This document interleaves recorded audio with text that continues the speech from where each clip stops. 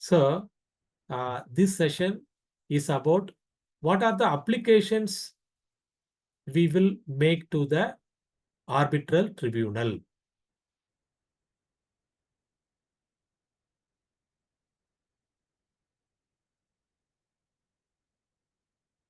Madhu, is it visible, Madhu?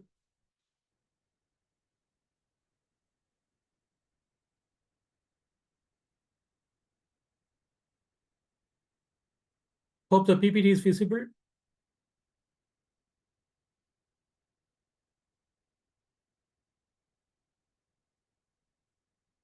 All right. Hope it is visible. Okay. So now we are going to see what are the applications we are making, as a claimant or respondent to the arbitral tribunal. This is an important procedural aspects of the arbitration. So these are the list of applications we will make it to the arbitration tribunal. The first application will be, of course, challenging the jurisdiction of the arbitrator himself. Okay. We have explained more than once that this application will go none other than the arbitrator himself, not to the court. Okay. When there is a substantial legal aspects involved, then the person who is raising the challenge, if the challenge is not accepted by the arbitrator, then he can go to the court. But in most of the cases, what will happen? Court will revert back to the arbitrator only, and the court will direct the party to raise it during the challenging of the arbitration award. Okay, so that is what will happen. And then interim applications, we will see one by one in detail. Interim applications, we can make it to the arbitration tribunal. We will see what are the essential things before we go for interim applications. We need to demonstrate certain things. Okay, we will see what are they. Then directions for the disclosure of documents from the respondent. This is another application which is very much prevalent in the construction arbitration. Application for amendment to statement of claim that my colleague has explained. We will see in detail. Application to proceed ex parte. Interpretation correction to the award. It happens after the issuance of the arbitration award.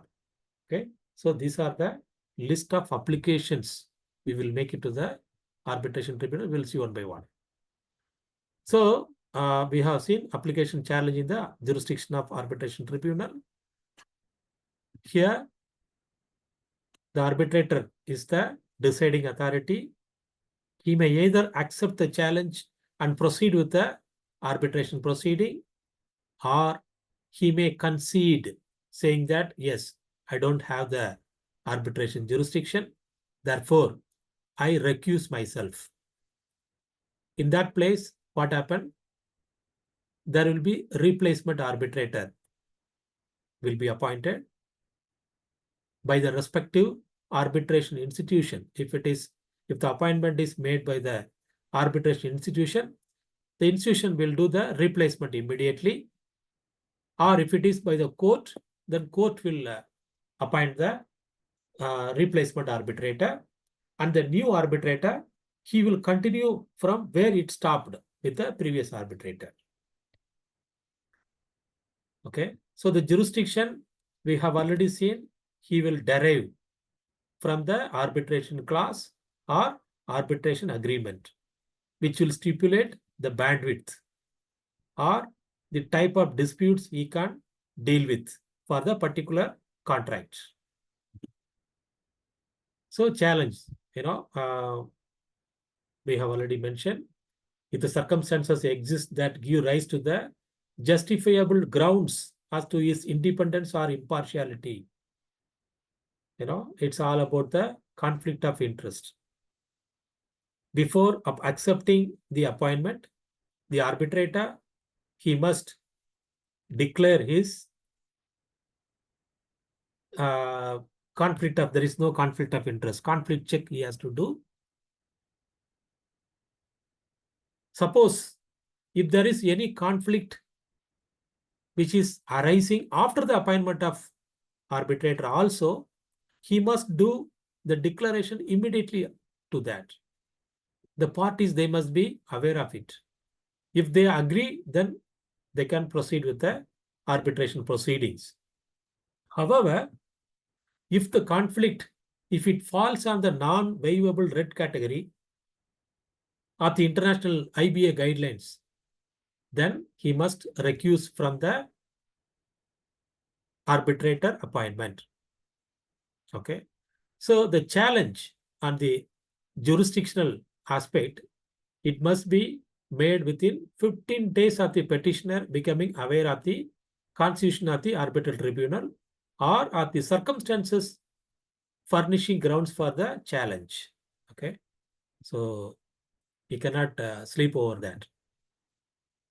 And then plea on exceeding the scope of authority. It relates to the arbitration clause or arbitration agreement. Okay. So he cannot stray beyond what is mandated to him. Condonation of delay. Suppose if the party is raising the challenge beyond the 15 days duration.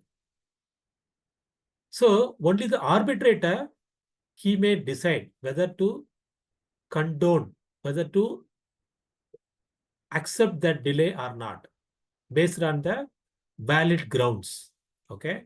The Act empowers the arbitration tribunal to admit a delayed plea if the arbitration tribunal considers that the reason for the delay was justified. This is the case law. S.N. Malhotra and Sons versus Airport Authority of India.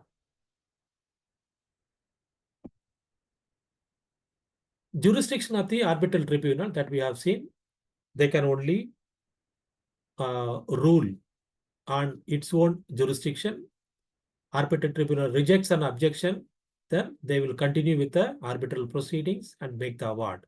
And the party who raised the challenge, they have the option only by way of challenging the award. If, on the other hand, arbitral tribunal accepts the plea, then the appeal shall lie to the court of law. Okay.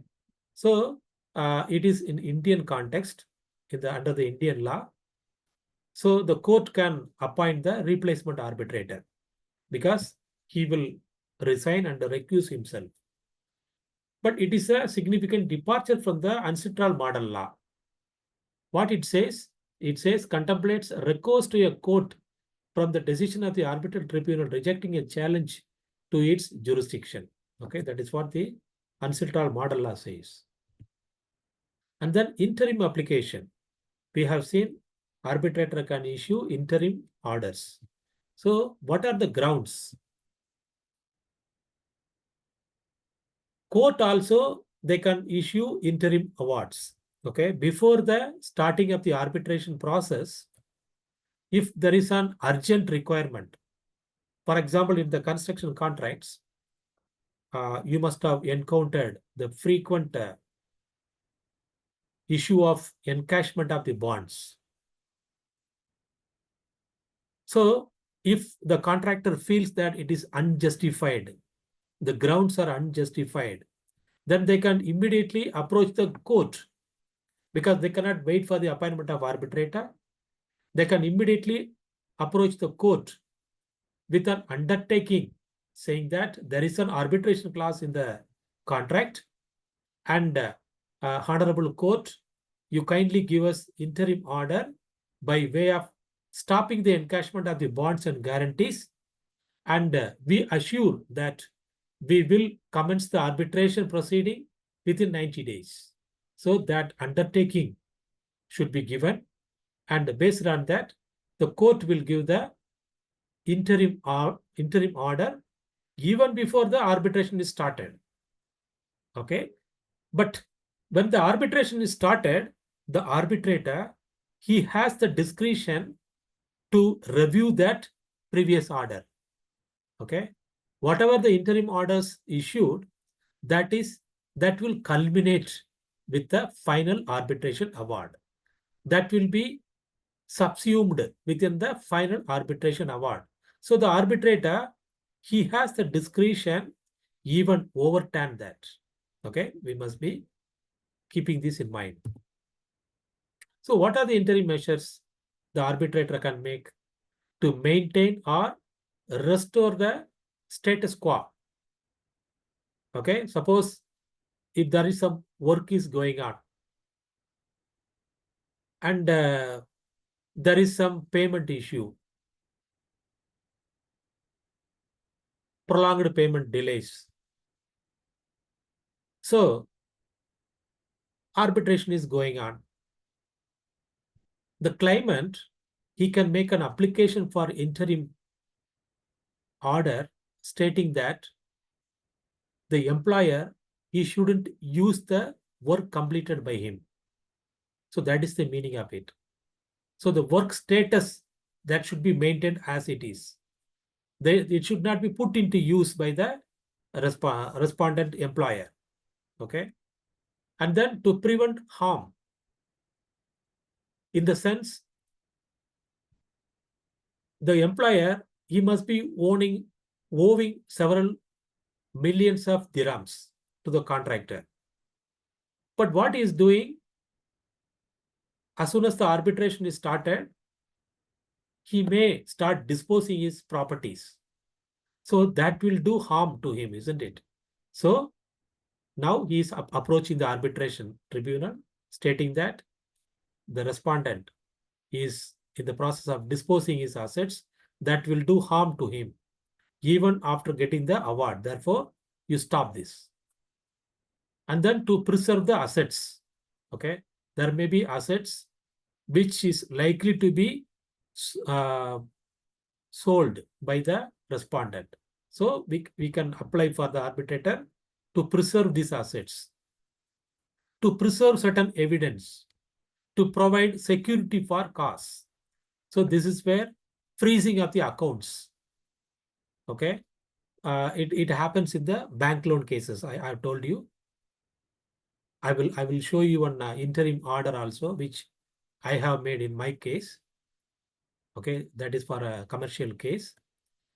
So these are the list of interim measures an arbitrator can make. Now, we need to see what are the grounds we can ask for interim orders. We cannot ask just like that. Okay. So we need to demonstrate that the harm which is likely to result if the interim order is not granted is not adequately repairable by an award of damages. Okay, that we need to establish. Suppose if the employer is owing you, say 10 million dirhams, and he is disposing of a property of 20 million dirhams. Therefore, you can demonstrate that, Mr. Arbitrator, you must give an interim award stopping that disposal of the property. Otherwise, what will happen? My 10 million dirhams cannot be recovered even after the arbitration proceeding. So that kind of demonstration should be made in order to get the interim order. Okay. And the next point is also in continuation to that. The harm substantially outweighs the harm to be respondent that is likely to result if the measure is granted. The same example, he is selling for 20 million dirhams and he owes you 10 million dirhams. If he stopped from selling that 20 million dirham, what will be the harm will happen to him? That should not outweigh the remedy sought by the claimant. Okay, so that has to be demonstrated. There is a reasonable possibility that the claimant will succeed in the case. That is very important. So that is where your submissions matter. The arbitrator, he must have a fair review that, okay, this guy, this person, the claimant, he has a fair chance of winning. How he can make that assessment? Only based upon your due diligence submissions. Okay, statement of claim. So based on that only he can make a decision for the interim award. Okay. So interim measures are binding on the parties, okay, but not on the third party. Okay.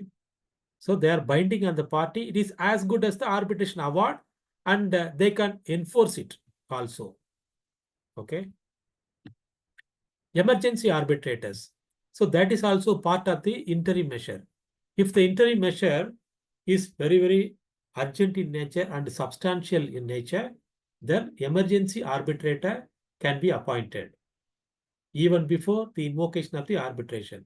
So party can apply to appoint an emergency arbitrator to decide an issue that must be determined as a matter of urgency. Emergency arbitrator is able to award measures that protect the interest of a party in the interim. Once the tribunal has been officially appointed, any emergency orders, interim orders given by the emergency arbitrator, that can be reconsidered, that can be vacated, or that can be modified. Okay. So emergency arbitrator, that itself is a separate subject, but however, be aware of what is emergency arbitrator, when he can be appointed, and what are the status of their orders when the actual arbitrator is appointed. Directions for the disclosure of documents from the respondent. This is very relevant in the construction arbitration, because if you are a contractor, I'm sure there must be plenty of documents lying with the employer. You must have submitted several payment applications or test certificates or drawings, but not signed, not returned by them. So they must be factual evidences in your case. But if you are asking, he will not give you, isn't it? Balance of bargaining power. You will always try to twist your arm. You can make a submission to the arbitrator to direct the respondent to produce the document. So that is the important interim measure. Okay. So there are emerging trends in the disclosure of document. The important one is red fund schedule. So it is kind of tabulation. The parties, they can agree, like what are the documents claimant is having, what are the documents claimant is expecting, and similarly, what are the documents respondent is expecting from him, so that they can initially list out and they can submit to the arbitrator with the consent of the arbitrator, with the approval of the arbitrator. Both the parties, they can exchange. And nowadays, even the software has come to, because now all the documents are in the cloud only, isn't it? So that each party, they will be having the sufficient evidences in a balanced manner. E-discovery, that's what I have mentioned. Amendment to the SOC, okay, that my colleague, she has already explained, that can be done, but only with the approval of the arbitrator. Ex parte, when the respondent is not attending or in his absence, then the claimant, he can make an application to the arbitrator to declare the proceeding ex parte. Ex parte, I have already mentioned, it is in absence of the respondent. Okay. Once the award is pronounced, if one party feels that there is some corrections required, or some interpretation is required, then he can make a application to the arbitration tribunal, who are bound to make the corrections or interpretation. Excuse me, sorry. Okay, so these are the applications which we can make to the arbitration tribunal.